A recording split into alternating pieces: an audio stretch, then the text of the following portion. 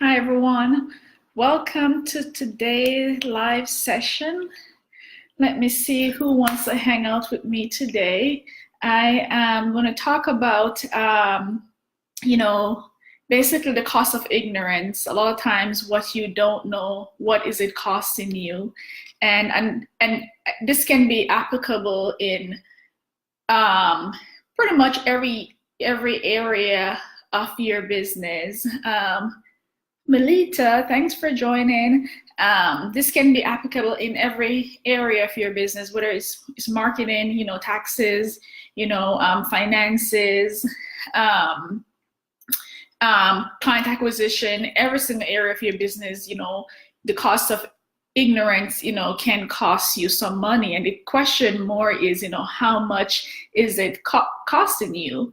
So, what happened this week is I was talking to my marketing coach, and she had some question for me about all my marketing numbers and so forth.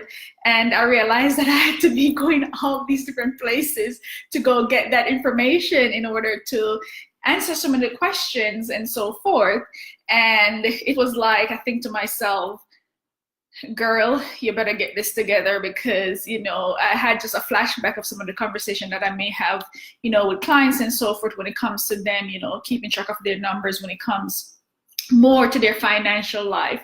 So that's why I said that this is pretty applicable across the board, whether it's your marketing number or your financial numbers or your tax number, the cost of ignorance. So basically what happened, I realized that I needed a more solid process of tracking things, and need to have things more organized in one place, so that I'm on top of these numbers, and not only for me to answer these questions, but for me to be able to take action immediately. And as you all know, as small business owners, we have to learn to be implementers. We have to learn. We have to know how to learn something and start implementing it.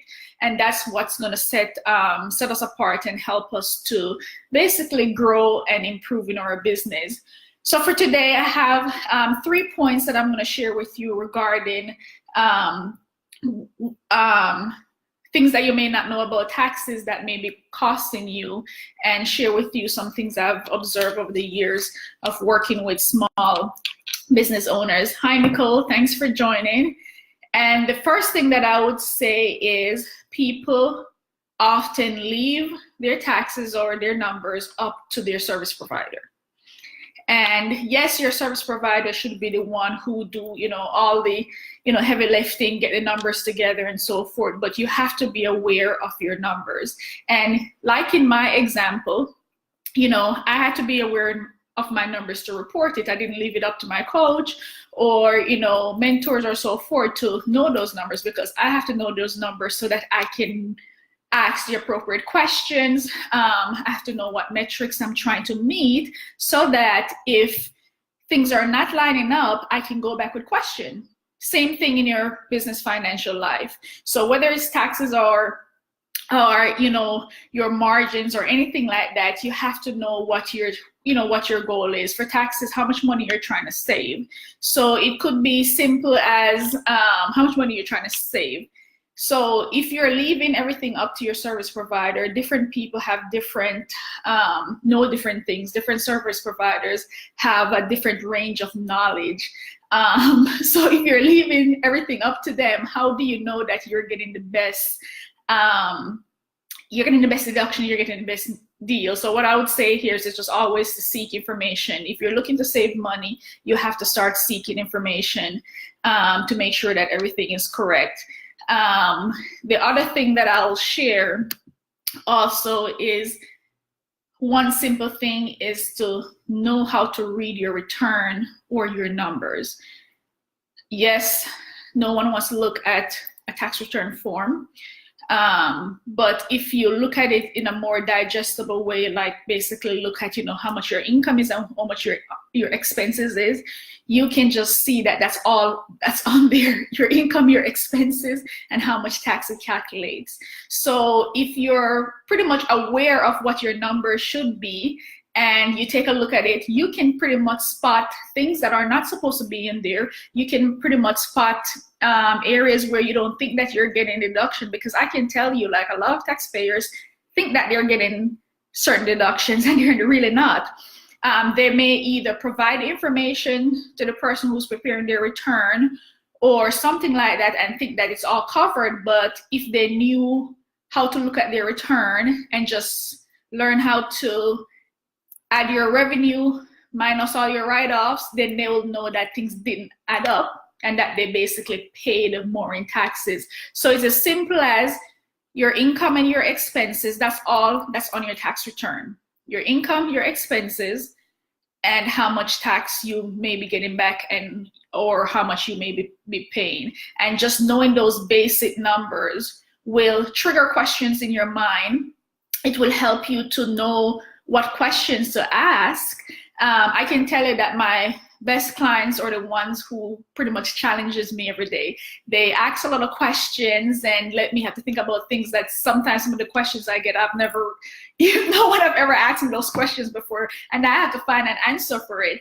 So, it's really challenging. So it challenges me when, clients come to me with a ton of hard questions that you have to find questions or ways that they're wondering if they can write something off, or if they're thinking that this should qualify as a business deduction or something, that it basically challenges me and challenges them how you need to find something in a code section to make it applicable. So it's a really unique and fun experience working with people who are on top of their numbers, because they basically light a fire. They pretty much light a fire under your tail and get you working and get you to basically find an answer to some of these difficult questions. So I'll say here, just learn some basic numbers about your finances so that when a return is presented to you, you can just understand it. Because yes, there's a lot of lines on there, but I can tell you this, it's income and expenses. That's all that's on there, and the tax number. So before you file anything, just make sure that, whether it's a Zoom meeting or something, someone do like a screen demo, share your return with you, and then you can go through it line by line, because I can guarantee you that, things are going to jump out at you that you've never noticed before. You're going to be able to identify things and ask questions. It's going to be a pretty mind-blowing experience for you if you're open to learning, looking at things, and see how you can improve your numbers. And I can guarantee you that you're going to ask a question or find something that may trigger some changes in your return, your number. Trust me, it works. Next thing is, write a check to yourself for $10,000. And how I'm going to back this saying up is, if you stick around for my lives for the rest of this year, I will let you know exactly how you can get this $10,000 completely tax-free out of your business. So you can write a check for $10,000, providing that you have the cash flow to do so. And then, I can show you exactly how you can get this money out of your business tax-free, because I want to make sure that you know all the things that you need to know to reduce your taxes for 2018 and going forward. So that's it for me today. Seek information so that you can know what questions to ask, know how to read your return or to read your numbers, review your financial numbers before anyone files anything on behalf of you, for you, so that you'll be able to basically either spot errors or have a learning experience, so that you'll be able to ask more productive, you can know what questions to ask, so that you'll be able to not only help yourself, but be able to save some money. And I will see you, and as I said, that if you stick around for my lives going into year end, then you'll figure out how to get that extra $10,000 of tax-free. One more thing, I chose the $10,000 because that's like the average amount of money that people overpay on their taxes is around $10,000 now, based on the studies that are out there. So it's about $10,000 now. So that's why I'm challenging you to write that check to yourself. And if you stick around, then I'll be able to let you know how you can get that money out of your business completely tax-free, and also have the documentation to support it. Take care. Thank you for joining today. And I will see you in the next live.